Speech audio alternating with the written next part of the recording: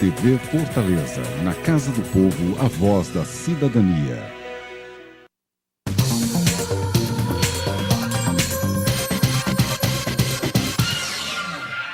Olá, seja bem-vindo a mais um programa TCM na TV. 15 municípios cearenses serão neste ano de 2013 sede dos Encontros da Cidadania. São reuniões em que o Tribunal de Contas dos Municípios está orientando agentes públicos e a sociedade civil sobre diversos assuntos. Nesses encontros, existem ações voltadas para os vereadores, para o Poder Legislativo. E para conversar sobre esse assunto, convidamos o Nelson Rocha. Seja bem-vindo, Nelson. Nelson é assessor da Procuradoria de Contas do TCM. Nelson, que assuntos estão sendo oferecidos para os membros do Legislativo nesses encontros? Bom, em primeiro lugar, enfatizar a importância desses encontros que o Tribunal está promovendo. Como você bem frisou, Priscila, nós vamos percorrer todo o Estado abrangendo, portanto, regiões, polos, de maneira que todos os vereadores, no que se refere à minha parte, né, eu trabalho mais diretamente com os vereadores, eles serão orientados acerca das suas atribuições, do seu papel, e deixando isso sempre bem claro que o papel do vereador é de representar bem o eleitor, o cidadão do seu município, de maneira que ele exerça bem esse papel em prol dessa coletividade, porque o vereador, atuando bem, ele impulsionará a administração de maneira que o prefeito faça uma boa gestão. Então, o objetivo realmente é louvável e é nesse sentido. Excelente. E quais são as principais dúvidas dos vereadores? Você já conseguiu monitorar? Você nem imagina a quantidade de dúvidas. Nós já fizemos Camusim, Sobral e mais recentemente nós fizemos Redenção. E é impressionante que a cada encontro há uma demanda muito maior dos vereadores no sentido de esclarecer dúvidas do seu dia a dia, dúvidas que às vezes a gente pensa que são simples, mas que para eles têm uma importância muito grande. No desempenho do papel deles, principalmente porque houve uma renovação muito grande nessas atuais câmaras municipais. Então, muitos vereadores antigos já deixaram para lá essa missão, de maneira que novos estão surgindo e eles têm realmente muita dúvida, conhecimento da legislação, da própria lei orgânica do município, do seu regimento interno, da Constituição Estadual, quer dizer, são leis básicas que eles deveriam tomar conhecimento, a lei de licitações, que eles devem lidar muito com isso, já que eles fiscalizam nas ações do Executivo. Então, há uma demanda muito grande por conhecimento, por conhecer da legislação que eles devem manusear no dia a dia. Então, você tem dúvida de como ele deve julgar, por exemplo, as contas do prefeito, já que é um papel da Câmara Municipal, do vereador, e muitas câmaras cometem pecados exatamente por desconhecimento. E a gente procura muni-los dessas informações, de maneira que os seus julgamentos realmente possam reproduzir o que a sociedade deseja, né? Que é um julgamento justo, mas pautado dentro de um parecer que o tribunal emite, de acordo com a legislação. Então você tem dúvidas nesse sentido, tem dúvidas com relação a como ele deve fiscalizar, que áreas estão sujeitas a essa fiscalização do vereador, né? São os atos que o prefeito pratica no seu dia a dia. Falamos sobre as funções da Câmara Municipal, o que a Câmara pode fazer, principalmente o que a Câmara tem como missão, que é de legislar, de fiscalizar, além de outras, como a função julgadora, como a função de monitoramento, de supervisão do que acontece no Executivo. Você tem dúvidas sobre licença de vereador, quando é que ele pode pleitear essa licença, como é que ela deve ser deliberada pelo plenário. Surge dúvida no que se refere à concessão de diárias, como é que o vereador ele pode ter direito a esse benefício, qual a fundamentação. Então, são assuntos do dia a dia de uma Câmara, processo legislativo também, que o vereador tem a obrigação de saber, porque se não conhecer bem essa matéria, ele pode ter o julgamento, né, dessas leis, a votação delas serem prejudicadas. Portanto, são assuntos comuns que o vereador deveria saber, mas que eles têm muitas dúvidas ainda hoje. E é observada alguma relação entre esses questionamentos e as irregularidades cometidas com frequência?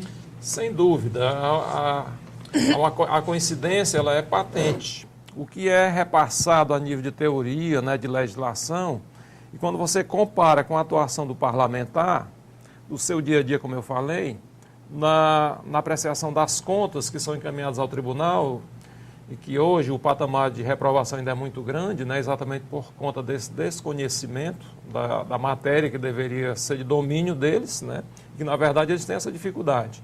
Então muitas prestações de contas são desaprovadas porque o presidente da Câmara, por exemplo, ele não conhece bem a matéria, a sua assessoria não está bem preparada para isso. Então é comum o presidente da Câmara ordenar despesas que estão contra a legislação, que não observa bem a lei de licitações, o acompanhamento do contrato, a regulamentação dos benefícios que são concedidos aos servidores municipais, da Câmara Municipal, por exemplo, pagamento de gratificações como 13º a quem é prestador de serviço. Então são assuntos que não deveriam acontecer, essas irregularidades, mas que efetivamente ocorrem por falta de conhecimento.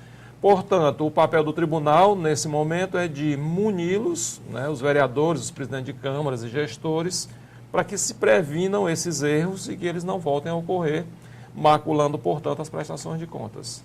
Então, há uma grande participação e interação do público. A participação ela é efetiva. São 3 dias que nós fazemos esse embate com os vereadores, né, que nós trocamos ideias com eles, porque, na verdade, os vereadores estão no dia a dia, eles estão fazendo isso, né? O tribunal está fiscalizando, o tribunal está um pouco distante, eles estão lá na realidade local. Então, essa troca de ideias gera exatamente um debate muito, digamos assim, participativo durante todo o período em que nós passamos com eles esses 3 dias. Então, é produtivo. A avaliação que a gente tem até então é de que está valendo a pena, eles estão tendo a oportunidade de tirar dúvidas, porque o grande objetivo é esse mesmo, não é só passar a teoria, é você dar a oportunidade a que cada um deles tenha, né, como formular suas questões e nós, na medida do possível, vamos atender nessa demanda, que é muito grande ainda hoje. Ótima iniciativa. Bom, no próximo bloco nós continuaremos a conversar com o assessor da Procuradoria de Contas do TCM, o Nelson Rocha.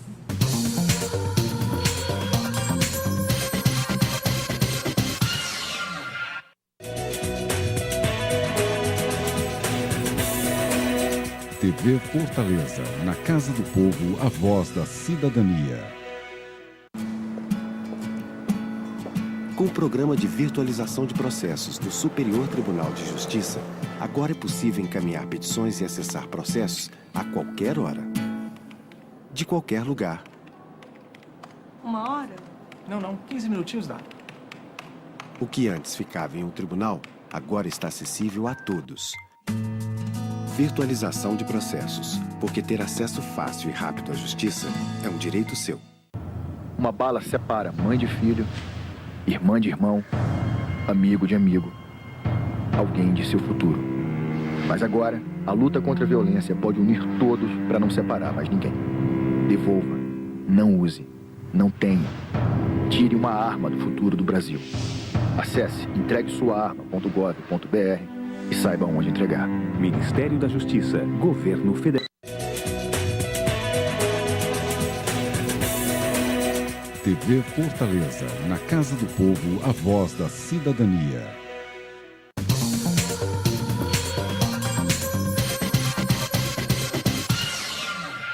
No programa de hoje, estamos conversando sobre Poder Legislativo com Nelson Rocha, assessor da Procuradoria de Contas do TCM. Nelson, voltando ao assunto das irregularidades, qual você pontuaria como mais frequente? Quais? Ok. Primeira coisa, quando o presidente da Câmara presta contas ao tribunal, ele tem que atender a um rol de documentos que são exigidos nessa prestação de contas, né?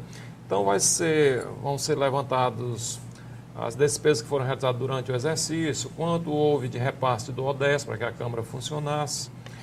Então são vários documentos que têm que ser encaminhados integralmente, porque se o gestor não manda essa documentação completa, isso já é um ponto negativo na prestação de contas desse presidente. Então, o tribunal também ele faz um comparativo entre as informações que estão dentro do processo, que estão no papel, né, que estão registradas em papel, e faz um cotejo, uma comparação com o que está lançado no sistema SIM, que é encaminhado a todo mês. Né? Todo mês é encaminhada essa documentação ao tribunal. Até o dia 30 do mês subsequente, a documentação daquele mês é encaminhada ao tribunal. É o Isso sistema fica de armazenado, informações né? municipais. Sistema de informações municipais, que inclusive cada cidadão pode acessar, uma informação que a gente passa, né? Pode acessar através do portal da transparência ou mesmo através do site do tribunal, nós temos essas informações disponíveis lá. Então, a cada mês, tudo que é gasto, que é arrecadado e é gasto, é encaminhado para o tribunal que alimenta esse banco de dados. Ao final do exercício, quando vem a prestação de contas, que consolida os resultados do exercício, é feito um comparativo. Saber se realmente aquela documentação que está constando do processo bate com essa que está registrada no SIM. E aí a gente encontra várias irregularidades, muitas discrepâncias, divergências entre as informações. Isso é um dado importante, a gente faz aqui um lembrete, um alerta aos gestores que tenham cuidado com isso. Porque as informações que são lançadas no sistema de informações municipais têm que ser fidedignas, ou seja, aquilo que está no papel deve estar retratado aqui nesse sistema. Há um movimento dos promotores, capitaneado da Procap, né, pelo Dr. Luiz Alcântara, que acompanha muito esses processos e pesquisa muito o site do tribunal, que há uma previsão no Código Penal brasileiro, pouca gente sabe disso, de que essas informações inverídicas ou lançadas indevidamente no sistema, se houver a comprovação de que houve má-fé, essa pessoa, inclusive, pode pegar uma pena de 4 a 8 anos de reclusão, Priscila. Então, quem está alimentando esse sistema, cuidado, que isso é grave. Até então, a gente tem feito recomendações, o tribunal tem feito ponderações, mas pode chegar um momento em que o Ministério Público ele pode adotar uma medida mais drástica em relação a essas pessoas. Então, eu daria como um alerta, como um conselho a quem está lançando as informações, que tenha um cuidado redobrado, porque isso pode gerar uma penalidade séria para essa pessoa. E o presidente da Câmara, enquanto gestor maior da casa, enquanto representante do Poder Legislativo, ele tem que também estar fazendo monitoramento em relação a essas pessoas. Porque, afinal de contas, o presidente é o comandante maior desse poder. E ele tem que estar de olho em cada uma dessas pessoas que está trabalhando lá sob seus encargos. Sem dúvida. Outra irregularidade que é constatada também, a questão dos limites de gasto com o pessoal. A Câmara não pode gastar mais do que 70% do seu repasse do ODS com o pessoal. E dentro desse limite estão contemplados, inclusive, os subsídios vereadores, que é um gasto muito grande da Câmara Municipal. É tão grave essa irregularidade, se ultrapassar esse limite, que o simples fato de ultrapassá-lo já se constitui motivo para desaprovação e aplicação de nota de improbidade administrativa para o gestor que praticou o ato. Além do mais, tem um limite da LRF, que é 6% da receita corrente líquida do município, que também não pode ser deixado de lado, tem que ser analisado os dois limites. No que se refere ao gasto com subsídio vereador, além do percentual relativo ao deputado estadual, que não pode ser ultrapassado, ainda temos o limite de 5% da receita do ano anterior, que se uma vez ultrapassado também é falta grave e leva à desaprovação. Outra falha grave também diz respeito ao pagamento excessivo de diárias, seja através de uma concessão de um grande número de diárias, ou seja porque o valor está superestimado. Tem município que adota a diária de um presidente da Câmara, por exemplo, ou de um vereador, como R$1.000. Às vezes um município distante, 100 quilômetros de Fortaleza. Tem cabimento isso? Será que esse valor não está sendo, digamos assim, utilizado com outros fins, como, por exemplo, de remuneração extra? Então, é um ponto que tem que ser analisado na prestação de contas e que o tribunal, ele fiscaliza isso e aponta no relatório. Outra despesa que também a gente constata, despesa indevida, ou seja, despesa que não compete à Câmara realizar. E os presidentes da Câmara, muitas vezes mal orientados, realizam. Que é o caso, por exemplo, de assistência social aos munícipes lá, daquela comuna. Então não pode, a Câmara não tem esse papel. O papel da Câmara é legislar, é votar leis que criem programas para atender essas pessoas. Mas quem vai executar essa política não será a Câmara, será o Executivo, através lá das suas secretarias competentes. Então, se isso é constatado na prestação de contas, são motivos relevantes, falhas graves que levam inevitavelmente à desaprovação e, consequentemente, o gestor ele se torna inelegível, né? Um prazo mínimo de 8 anos, pelo menos, para começar a história. Então, tem que ter muito cuidado, a assessoria da Câmara deve alertar lá o presidente para que ele não cometa essas falhas e tenha, né, um desdobramento indesejável nas contas dele. Sem dúvida. Com relação aos subsídios que você falava, né, quais são as peculiaridades disso? Subsídio é como se fosse a remuneração, o salário do vereador. E isso houve muita mudança, para você ter uma ideia, Priscila, a Constituição Federal, essa matéria está disciplinada pelo artigo 29, e imagine que a primeira emenda que a Constituição sofreu foi exatamente em cima dessa questão do subsídio. Porque, ora, os vereadores extrapolam, né, os valores, e aí veio a Constituição para estabelecer limites. Inicialmente se deixou solta essa questão do subsídio, a critério da Câmara fixar. Como os valores foram considerados abusivos, né, dessa fixação, resultado, veio uma emenda para dar um freio nessa questão, que foi exatamente a primeira emenda.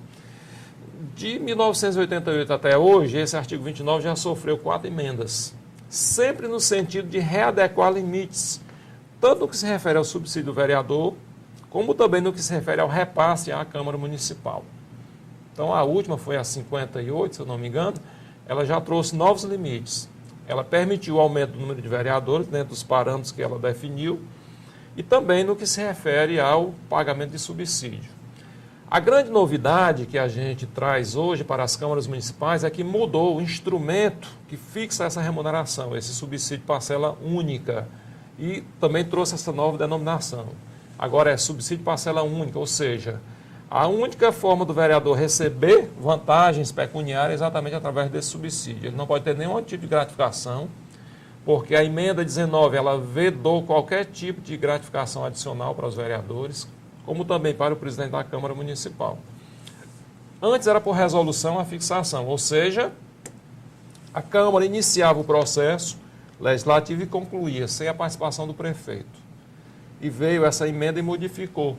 Estabeleceu que será através de lei municipal, de iniciativa da Câmara Municipal, mas o prefeito participa do processo. O prefeito pode vetar a eventual subsídio fixado pela Câmara, desde que ele considere isso como abusivo, como inconstitucional. E ele pode também sancionar se ele concordar com aquilo que foi aprovado pela Câmara Municipal. Então, a grande mudança é que não é mais por resolução, é por lei municipal. Os dois poderes têm que participar do processo, ok? A outra mudança se refere ao quê? A questão da inclusão desse subsídio dentro do limite que eu me referi anteriormente, dos 70% de gasto com o pessoal da Câmara Municipal. A outra novidade que eu também já me referi se refere à concessão de gratificações, que estão vedadas expressamente pela Constituição. Ou seja, o vereador ele recebe tão somente subsídio parcela única. A outra vantagem pecuniária que ele pode receber são exatamente as diárias, quando ele se desloca a serviço do município. Nesse caso, a diária não tem caráter remuneratório, ela tem caráter ressarcitório de despesa. O vereador não pode se deslocar a serviço e tirar do próprio bolso, né, já que ele está representando a Câmara Municipal. Então ele recebe o quê? Uma diária para fazer face às despesas de deslocamento, de viagem, etc. Ok? Alimentação, inclusive. Ok, excelente. Bom, faremos um breve intervalo e em seguida nós voltamos com o Nelson Rocha, assessor da Procuradoria de Contas do TCM, falando sobre o Poder Legislativo.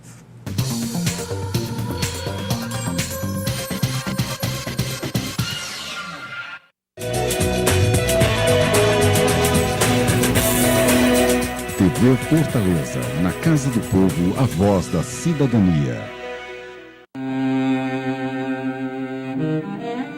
As mulheres lutam por seus direitos em todo o mundo. No Brasil, somente no início do século XXI, a voz feminina ganhou força legal contra a violência doméstica, a Lei Maria da Penha. Com a lei, o Código Penal foi alterado e agora permite que os agressores sejam presos em flagrante ou que tenham a prisão preventiva decretada.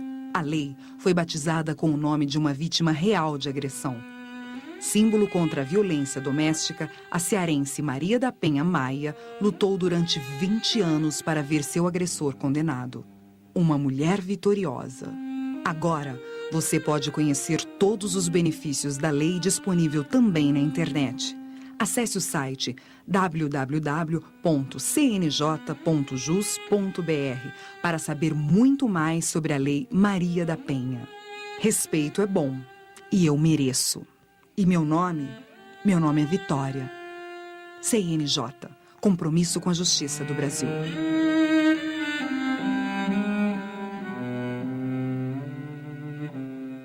É preciso vontade para mudar? Só a gente mesmo, a vontade de aprender. Encontra uma paz, aconchego, encontra quem ensina, ajuda. Sempre que ela chega em boa hora. E eu acho o seguinte, que sempre é tempo de recomeçar, de virar a página e começar a escrever uma nova história. Sua atitude vale muito. Ajude a mudar. Acesse euajudamudar.org.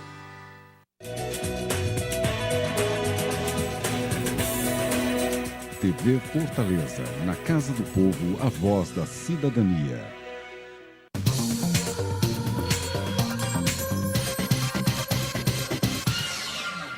O TCM na TV está de volta e hoje tem como convidado Nelson Rocha, assessor da Procuradoria de Contas do TCM. Nelson, o que vem a ser a verba de desempenho parlamentar? É a famosa VDP, que existe há muito tempo já a nível de Congresso Nacional. Todos os deputados federais e senadores já recebem isso já há várias legislaturas. A Assembleia Legislativa do Estado também adota, a Câmara de Fortaleza não foge à regra. E no interior do Estado, eu diria que em torno aí de 40 câmaras municipais também adotam. É uma verba que não tem caráter remuneratório, embora algumas câmaras inicialmente tivessem dado essa conotação a essa verba. Na verdade, ela não tem essa característica.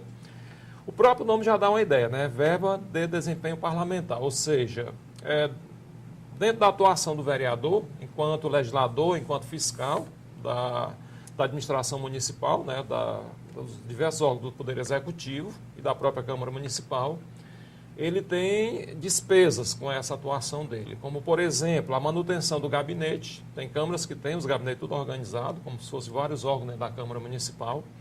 E dentro de cada gabinete você vai ter gasto com telefone, com assessoria, com correios, com despesas cartorárias, com divulgação, com viagens a serviço, né, ou para participar de seminários, ou mesmo para fiscalizar obras dentro do território do município. Missões diplomáticas em que o vereador é designado. Então, você tem uma série de gastos que dizem respeito à sua atuação enquanto parlamentar. Então, essa VDP ela vai disciplinar esse gasto. Normalmente, há uma resolução que é votada pela Câmara Municipal, em que o vereador já sabe de antemão quanto a cada mês ele disporá para cada uma dessas despesas, sendo estabelecidas, portanto, cotas. Então, tem a cota lá para gastar com publicidade, com material de expediente, com assessoria, com passagens aéreas, terrestres, com frete de carros, né, ou mesmo locação de veículo, para que o vereador possa, né, exercer seu papel dignamente. Lembrando, essa questão da dignidade do exercício é no sentido de que o vereador ele se conscientize de que ele é um representante do cidadão, de você, cidadão, que paga essa conta, né? Você elege e paga essa conta. Então, é importante que o vereador ele saiba disso e que ele represente bem essas pessoas que confiaram nele e deram esse voto de confiança no mandato, né? Outorgando esse mandato a ele, vereador. Então, essa verba ela não pode ser utilizada para outro fim. Havia câmaras, por exemplo, que estabeleciam uma cota para combustível. E nós recomendamos, enfaticamente, que não é uma boa ideia você estabelecer cota para combustível, para que o vereador coloque esse combustível pago pelo contribuinte, né, já que nós pagamos os impostos, no carro dele, no tanque do carro dele particular. Como é que eu vou saber quando ele vai estar utilizando o carro a serviço público, né, da vereança, ou quando ele está utilizando para fins particulares? Ficaria muito difícil você conseguir fazer essa diferenciação que é importante, né? Então, o que a gente tem orientado no que se refere à VDP quando estabelece esse tipo de gasto? Que substitua, que estabeleça um gasto com frete, porque aí você tem como fazer o controle. Ou mesmo um carro locado, né? Então, tem que ver aí o que é mais vantajoso, o que é mais, digamos assim, menos dispendioso para essa população que paga essa conta. Então, a VDP ela tem essa finalidade. Também a gente constatou já alguns desvios de finalidade, como, por exemplo, utilizar a VDP para fazer transporte de pessoas doentes para a capital. O vereador ele tem lá um carro locado, não é para essa finalidade. É para ele visitar uma obra que está sendo construída para fiscalizar, para saber se o material é de boa qualidade, se o prazo de execução está sendo observado. Então, são aspectos que dizem respeito ao interesse público da sociedade. E não você fazer transporte de pessoas carentes visando angariar votos mais adiante. Então, é uma prática que é condenável, que o tribunal fiscaliza, né? E, na medida do possível, quando a gente recebe denúncia, o tribunal tem todo o empenho em reprimir esse tipo de prática, porque não é função do Poder Legislativo fazer isso. Então, essa verba ela tem que ter um gerenciamento, uma supervisão constante por parte do controle interno da Câmara Municipal, que, aliás, é um controle que praticamente não existe, mas que deveria ser fomentado, ele deveria ser estruturado, porque é uma ferramenta importante para o presidente da Câmara, que é o ordenador dessa despesa e que responde perante o tribunal. Então, se o presidente da Câmara não se preocupar com isso, ele pode pôr a perder toda a sua administração. Ele pode ter a sua conta rejeitada pelo tribunal, porque não fiscalizou bem a execução dessa verba de desempenho parlamentar, que não são pequenos valores. Se você somar esses valores, vão dar um montante considerável.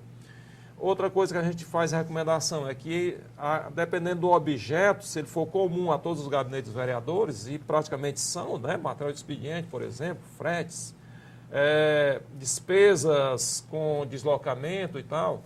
Então, se você fizer o somatório e atingir a licitação, você tem que realizar o processo, porque se não fizer o processo licitatório, inevitavelmente aquela prestação de contas será desaprovada. E o que é pior, ela atrai uma nota de improbidade administrativa. E o presidente da Câmara ele se torna inelegível e ele vai responder um processo na justiça criminal, inclusive. Então, tem que ter um cuidado todo especial, porque os vereadores estão lá realizando as despesas, não tem que ter um acompanhamento, tem que ter um controle dessa despesa. Muito minucioso. Então, eu não posso confundir essa verba de desempenho parlamentar com as diárias, não é isso? São, digamos assim, dispêndios, gastos diferenciados, né? Você até pode trazer esse gasto da diária para dentro da VDP, o que não é muito comum, embora algumas câmaras tenham feito isso já. Desde que haja controle não tem problema. Mas são verbas diferenciadas. Como eu falei, a VDP ela tem mais esse viés do dia a dia do vereador, né? Da sua atuação enquanto parlamentar mesmo. Ao passo que a diária ela é uma verba indenizatória de despesa de viagem. Pode ser a viagem do vereador. O vereador ele pode vir a Fortaleza para representar a Câmara, ou então designado pela mesa diretora para ir a determinada secretaria, verificar projeto de interesse do município, intermediar, né, essa questão dos projetos, está no papel do vereador. Então, quando ele vem para Fortaleza para fazer esse tipo de trabalho, ele é designado pela mesa, ele está representando oficialmente a Câmara Municipal.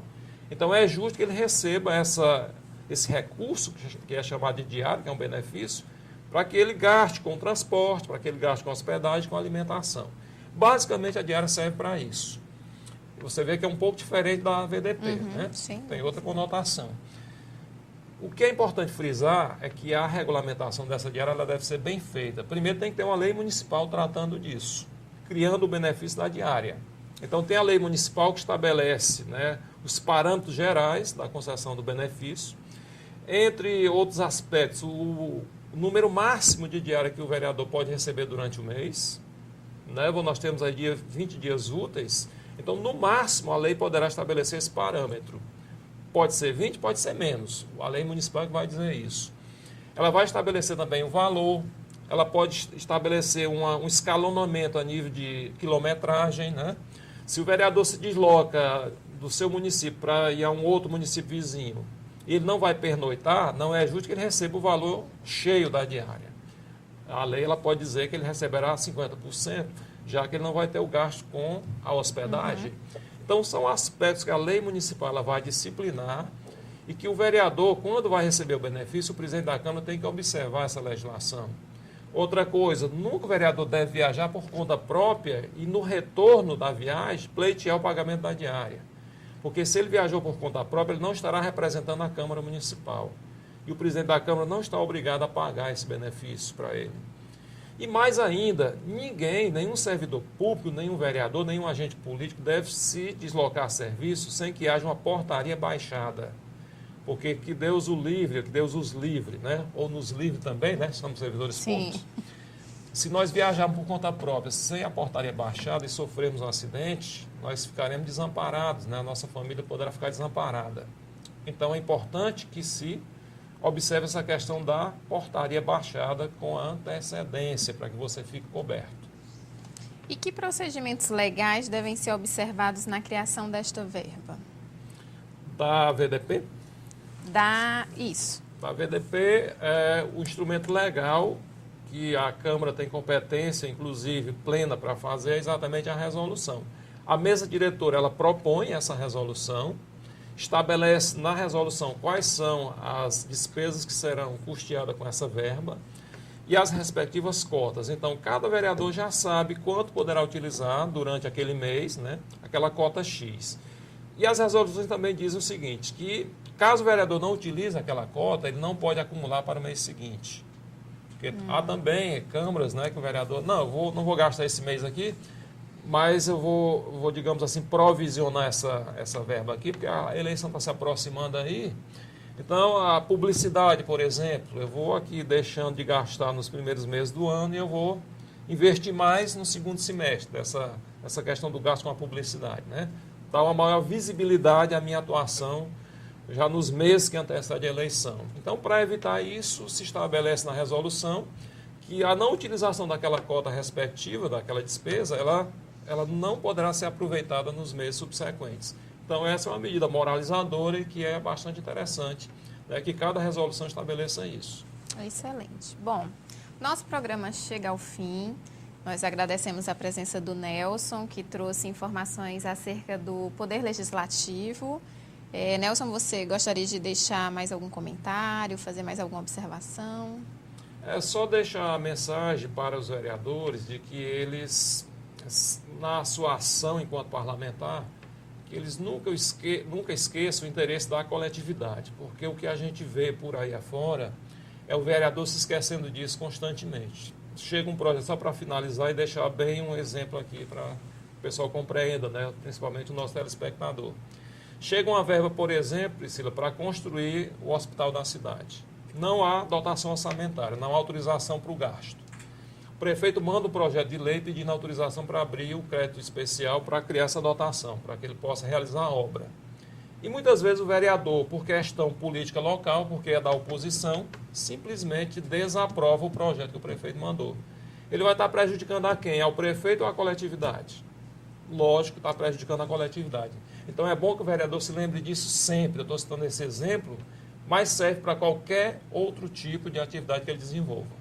Então, muito obrigado pela oportunidade, estamos à disposição. Nós é que agradecemos, Nelson. Muito obrigada. Bom, agradecemos também a sua audiência e até o próximo programa.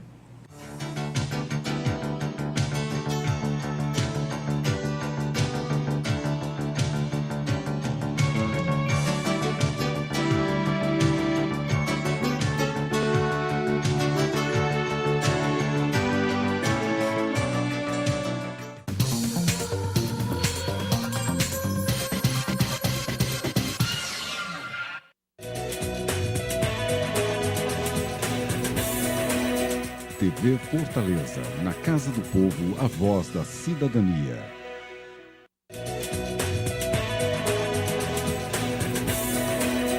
TV Fortaleza, na Casa do Povo, a voz da cidadania.